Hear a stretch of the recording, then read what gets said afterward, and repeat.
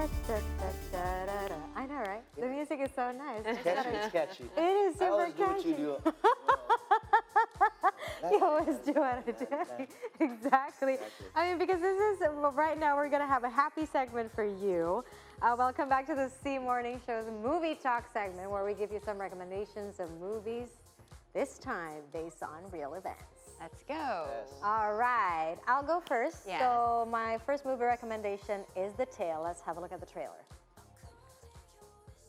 The story you're about to see is true,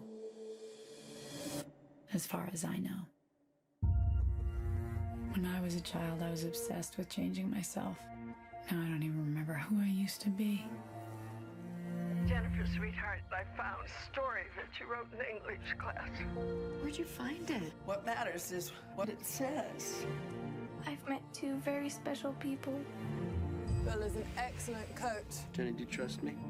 Mrs. G was the most beautiful woman I had ever met. There are no bad horses, only bad riders. I need to talk about it with someone who was there. Hello, Mrs. G. Let's get you up in the saddle, see what you can do. I only remember them. Why can't I remember myself? No secret. I just need to know what happened. I'm trying to figure out why. You deceived yourself. Why are you telling this story, Jenny? It's my life, mine. You don't know what's about to happen. The story you're about This to is a see story is of true. Jennifer, who has it all, a loving boyfriend and a great career as a journalist and professor, but it all changed when her mother discovers a story, The Tale, that Jennifer wrote when she was 13. It details a special relationship Jennifer had with two adult coaches, prompting her to return to Carolina Horse Farm, where she tries to reconcile her version of events with the truth. Can you just let me sit with my own memories? This plea from Jennifer to her mother is a key moment in The Tale, an extraordinary and disturbing film at the same time, directed by Jennifer Fox, based on her own experience with childhood molestation. This is, I know, this is a drama movie, but it is an amazing, incredible, it is very sad, of course, but it is an incredible work of art by Jennifer Fox. So this story actually started, this is based on Jennifer Fox's real experience. Back in 1973, when she was 13, she was with her running, she was her running coach's lover. She was 13, and the running coach at the time was in his 40s. It wasn't until Fox was herself 40 that she was able to reframe the story and accept it for what it was, which was child sexual abuse. At the time, when she was a child, she didn't understand, right? I mean, the brain of a child would be like, oh, you know, the coach was my boyfriend. I mean, it's like a 13-year-old, of course, doesn't understand what love is, but actually when she's 40, she just realized, hang on a minute, that was not right. So Fox herself is a documentary filmmaker, and her HBO film, The Tale, is what she describes as a fictional memoir. Of course, it goes back in time when she was 13-year-old, telling a story the way she saw it at that time as a child, then shifting to when she's in her 40s, trying to understand what really happened, why it happened, and how it has affected her life. And this film was nominated for an Emmy for an Outstanding Television Movie, and Laura Dern was nominated for her portrayal of the adult Jennifer Fox. It has received amazingly high reviews by the reviewer in America. For example, David Ehrlich from IndieWire gave it 100. He said, yeah, it's an amazing score. It's hard to get 100 in Metacritic.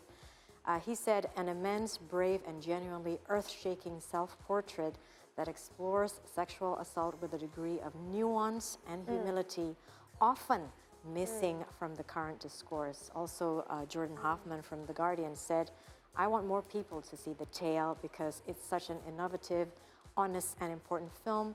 It is a landmark, and Laura Dern is absolutely extraordinary. She was absolutely extraordinary. Richard Roper from Chicago Sun-Times said that it's a beautifully nuanced portrayal of a smart, accomplished, independent woman who finds the courage and strength to confront the past and to understand that the demons poking at her subconscious all this time were not of her own making. This is a very important movie. When I saw it, Oh my goodness. For me, this film and the way Jennifer Fox wrote it, the way she directed it, she really understands the psychology of children and also adults when it comes to sexual abuse. And she portrayed it not in a black and white way, because oftentimes we see the small version of Laura Dern would actually be having conflicts or argument with the adult version of Laura Dern. Because for her, it's love, right? Yeah.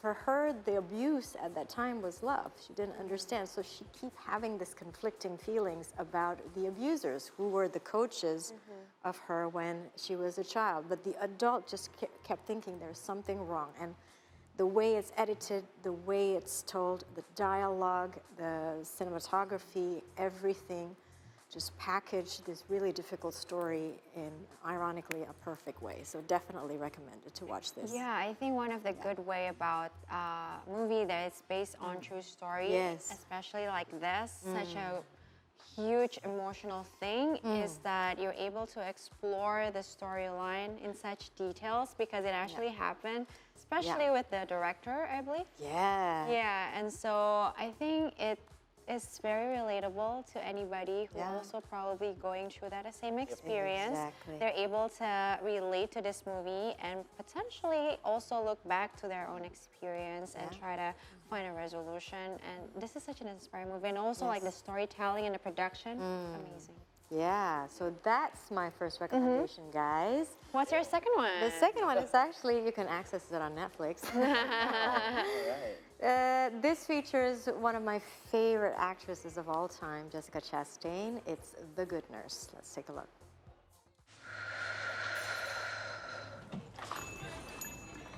Hey. What's going on? Just, work's been pretty awful without you there. You and I were partners. I don't want to talk about work. Is it because what they're saying is true?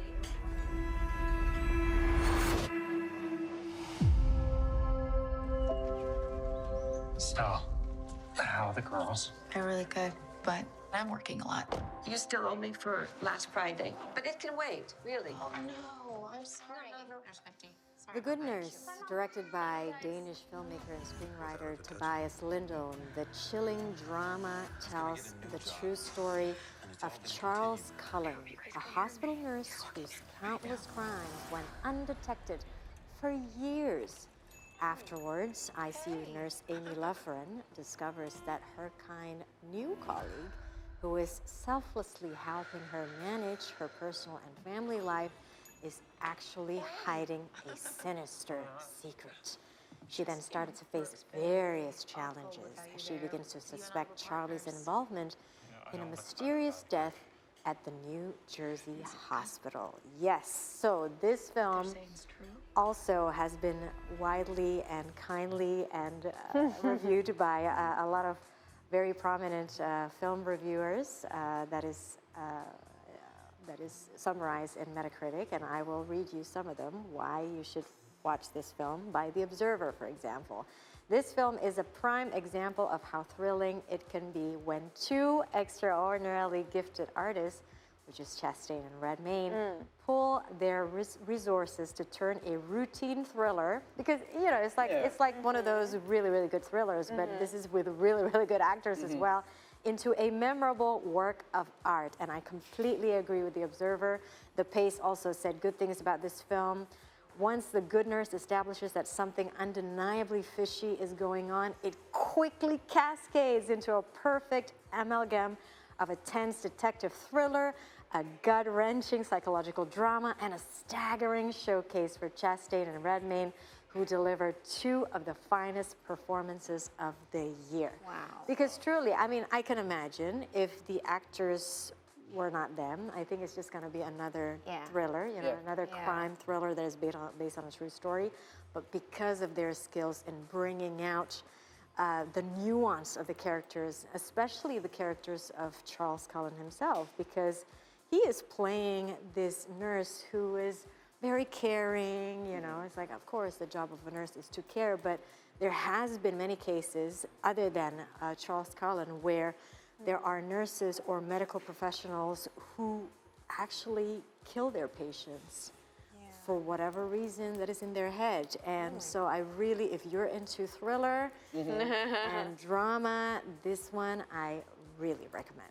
The Kid Nurse. Have you watched it, Raj? No, I haven't. I have not I think as this is such a good watch for the weekend. Yes. If you're I mean, if you feel like having if you a feel like darker having- weekend. What about your recommendations? All right, what have you got?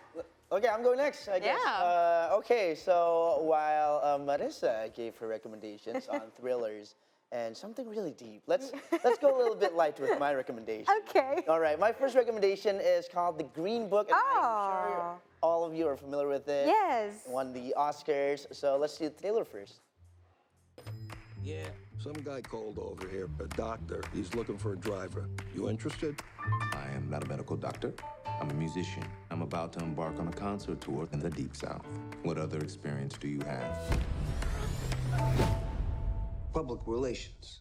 Do you foresee any issues in working for a black man? You in the Deep South? There's gonna be problems. Promise me you're gonna write me a letter. I promise.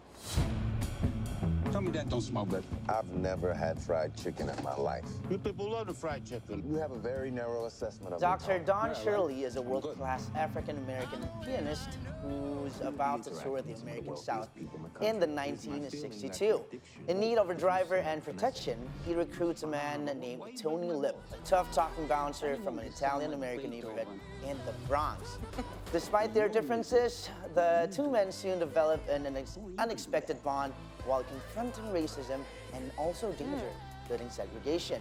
For months, Green Book was considered a frontrunner for the 2019 Oscars and won three out of its 5 Academy Awards nominations, including Best Picture, Best Supporting Actor, and Best Original Screenplay. Wow. This is an amazing movie. Yeah. This is almost 3 hour long. Wow. Yes, I remember. What do you like about it, Ralvi? All of them. I mean, you know, when you came out of a movie theater and you feel really good about it. Yes. This is how I feel towards this. Okay. So so I always watch the Oscars for movie recommendations each and every year. Of course. So- That's like one of the most reliable sources, right? Exactly. So when this movie won the Oscars, Yeah. it hasn't been published in Asian theaters. Yeah. So it was aired in one of the movie theaters after they won the Oscars. Yeah. So I remember that day, it was in the afternoons on the weekdays, and I decided, you know, I'm gonna watch a movie by myself. And The Green Book is playing. Oh. And that's one of the best decisions I've ever made. Yes. This is such a heartwarming What's the movie. key takeaways from the movie? The takeaways? Yeah. Don't judge a book by its cover? Don't judge a book by its cover. It's very cliche, but it's really true. It's true. Well, a lot of cliche things are true. That's why they're cliche. Exactly. So I'm going to read a couple of critics from Metacritic as well. Yeah. So it has 100 from the Observer. Oh, yes. What did says, they say? Witty and warm as cashmere. Green Book is a two-hander in which both stars soar with humor and heart. Nice. So there's another one from Associated Press. It says, if there is a big studio movie that's more generally crowd-pleasing than Green Book of the season, I have yet to find it. So this is really an amazing movie. It's a really good watch when, I don't know, I think when you're having a bad day and you watch this movie, I mean, you get your hopes up. And that's really important. World. Yeah. Exactly. Amazing movie. And what's your second recommendation? My second movie recommendation is a sports movie. Oh. Yes, I'm a little big fan of basketball, and I watched this movie in the year of 2005. My apologies. It's called Coach Carter. Let's have a look at the trailer. On the streets of Richmond, they fought to get by. Struggled to get out. Good, bro. And if they had anything left, they brought it to the court. Your boys don't need practice, they need prison. Good afternoon, young men. Are you some preacher, man? Cause God ain't gonna do you no good in this neighborhood. Leave the gym. I ain't scared of nobody, cause I lay you out. I don't think so. Teachers ain't supposed to touch students. I'm not a teacher. Coach Carter is a 2005 American biographical teen sports drama starring Samuel L. Jackson and directed by Thomas Carter. In 1999, Ken Carter, played by Samuel L. Jackson, returned to his old high school in Richmond, California, to whip the basketball team into shape. He succeeded in setting his team on a winning streak, a combination of tough rules and academic discipline. But when their grades begin to suffer, Carter locks them out of the gym. No practice, no games, and shuts down the championship season. When he was criticized by his team and also their parents, also the locals, he sticks to his guns and saying that they must excel both in class and on the court. Totally. Exactly. I completely agree with Coach Carter. Yes, it might have been a little bit too extreme. It might have been disappointing because I'm sure they had been practicing all the time, and then suddenly it's like, nope, you're not gonna play. What do you like about this film? I know that you're a sports guy as I like well. Samuel L. Jackson in general. Oh, you do? I do. Aww. And the fun fact, there's Channing Tatum in this movie. Really? He was still young. This is way before Step Up, I think. Oh my God. This movie is awesome. Amazing. Well, who is he playing here? Like, He plays one of the main students. character? Yeah, he plays one of the students who play basketball as well. So this was published in 2005, and one of the studio producer is MTV Films. Right. Yes. Oh, I get it. So if you watch MTV, and this was in the early 2000s, it has a lot of musical references. Oh, really? The soundtrack is just top notch. Really? And as a student in elementary school, I watched this movie in 2005, and I played basketball. Right. This really hits deep. Really? Yeah, and this. What made you? What did this movie make you feel at that time, or think about? Feel. That sports is just a lot more than sports. Interesting. Yeah. Enlighten me. What do you mean by that?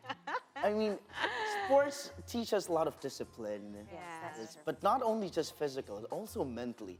And what Coach Hurd taught us is, hey, if you want to play sports, if you're good in sports, you have to look at the other things as well, such as academics and also attitude. Yes. I learned a lot of attitude manners from this movie. What do you mean by attitude in a sports context? In sports context, if you were really good, you can shoot 3 points, you can do slam dunks. Yes. It all doesn't matter if you have zero attitude.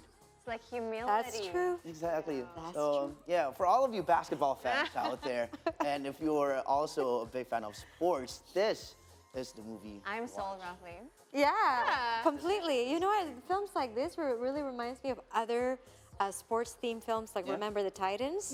That's with Denzel Washington. Oh, high five!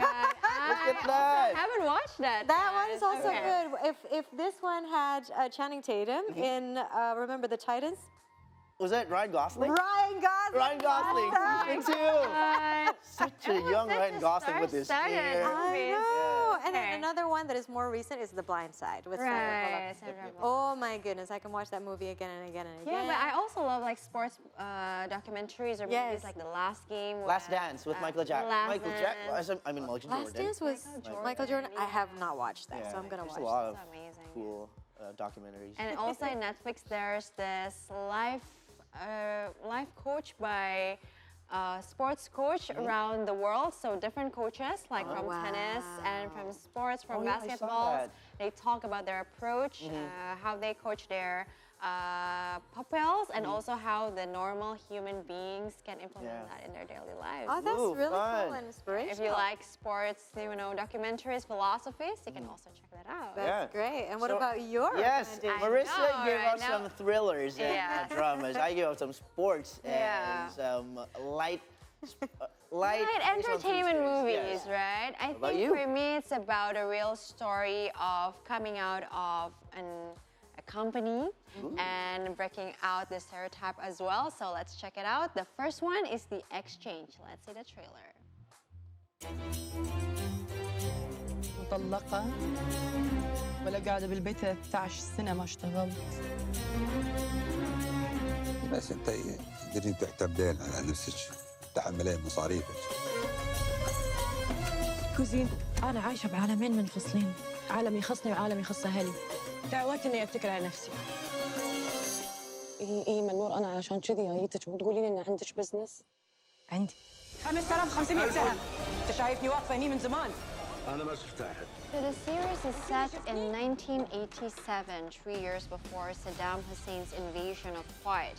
This groundbreaking show is based on the true story of two women who thrive in quiet's male-dominated stock exchange and prove themselves as talented traders in the cutthroat stock trading scene. The protagonists are Frida, played by Rawan Mahdi, a recently divorced and penniless woman who needs to provide for her teenage daughter, and her cousin Munira, played by Mona Hussein, a clerk for the Bank of Tomorrow's trading division. They join forces to navigate a corrupt, patriarchal world by using their intelligence to shake up the quiet stock exchange. This is so you, Rasya. I can feel that this is so her. Yeah, so it tells a story of like the two cousins breaking the stereotype and challenging the status quo and navigating all the challenges that women at the time, you know, it was all on the old time, and not to mention in the Arabic area world, who's like very patriarchal and male dominated. And this is actually based on the true stories of the co-creator, Nadia Ahmed. It's not her story, but it's actually her mother's story. So this is written by a woman as well? A woman as Love well, it. yes. Love it. Written by a woman, and it's inspired by her mother's story. She said that the investment banking business was a big thing in the 70s and 80s in Kuwait. There was lots of money to go around and not enough people doing money management. The stock exchange was booming, investment banking was booming. It was where you would go if you wanted to make some serious money.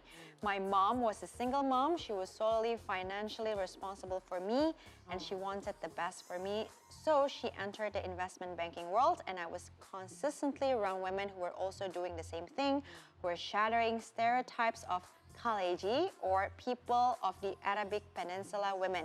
These women were pioneers. They were the first to enter this male-dominated space, and it's interesting to see it started off by Frida, who was the protagonist, getting divorced from her husband, which was very rare at the time. How many episodes, Jen? I think 6 episodes. Cool. 6 episodes. Yeah, 6 okay, episodes. Continue. So the first one started off by her divorce. She has a daughter that went into a British international school, so needed a lot of money. And suddenly the husband, out of spite, cut off the tuition fee, the allowances. And so she actually forced to go back to her dad's and mom's house. And at the time, she didn't have any money. She was actually quite a spender as well. So she was the type of a socialite, but she's always smart at math. And so she looked at her cousin, who were already a clerk in the Kuwait Stock Exchange, lady boss, loved by all the men there in terms of work. And then it's funny because, sorry, I like to cut off my own thought, but it's funny because the cousin, Munira, that already worked at the stock exchange, worked so hard at the time that she didn't even give her time to pee. Because at the time, there was no women toilet in the stock exchange. Oh my goodness! So she has to go to like another place outside, and she didn't want to waste that time. You know, this reminds me of Hidden Figures. Hidden Figures. Yes. Oh my goodness! So this happened all over the world. It happens all over the world. For equality, people. Yes, and you know what? They worked so hard that at finally. Don't give us spoilers. Don't say you're finally. But basically, they flourished. They're thriving. They went up the rank, and I think they also ended up working with another female something. Okay. Right. All right, so that is my recommendation. I am sold, Rasya. Yes. I'm gonna watch this. My second movie recommendation is The Playlist. Let's take a look at the trailer first.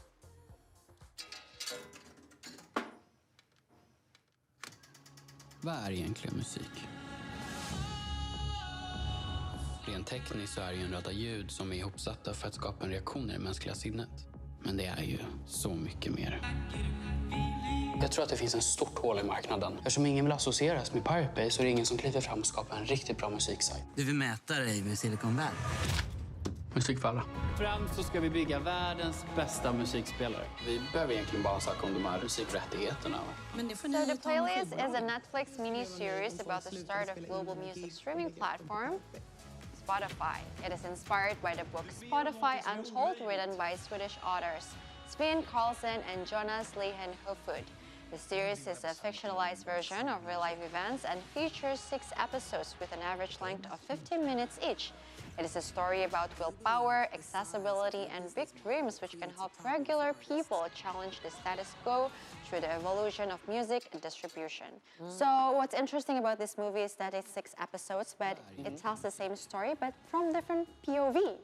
So the first episode is by the POV of the founder, which they call the vision, and then the second one is told by the vision of the incumbent at the time of the music industry, and then the investor, and then the musician. So it just gives you a different aspect, vantage point of how Spotify came about. Because the thing about Spotify is at the time, they were trying to get into an industry that is very well guarded by the old guard, by the music labels of the world, like the Sony, the Warners, exactly. EMI? How EMI still exists or no? EMI? During that time, not I'm anymore. not sure. I'm not sure. Yeah. That was back in the 90s. So what's the struggle behind it, and the key persons that actually make this thing happen? It's not necessarily the founders. There's some, you know, key person inside. I'm not gonna tell you who is it. Yeah. Without her, Spotify will never came about, because it's not only about the app, it's not only about the marketing, it's basically about accessing that royalty music industry, right? This is really interesting because the habits changed throughout the years. Yes. From CDs, from cassettes. Yes. Now you listen to music on streaming platforms. Yeah. So I mean, it's it's really interesting watch. there are good sides of it, and there are not so good sides of it. Obviously, that is also one of the things that they talk about. Oh, good. Yeah. Very The good. founder even like needs to go to the Congress to the US at the final episode. By the way, this is so it started on like at the very beginning of Spotify, but the final episode is actually set in 2050. Oh. Yeah, or 2035 or something, so like the future. So they sort of like give us a projection of how this story will end up 5 years down the road with all the intrigues of the industries, the interplay between the musician and the platform as well. So it's very well thought out. I can listen to Rasya talk about movies and horoscopes as well for hours. Yeah, I think my recommendation is more about like people breaking the stereotypes and like changing minds, because I think it's always so interesting to see. I love it. Thank you so much. I got sports movies from you. I've got business-oriented movies, which is so. And we got Rasya, by thriller the from way. you, Marissa. I got like drama, Dramas. thriller, psychology, and all that for me. Anyways, hope you can enjoy those movies this weekend.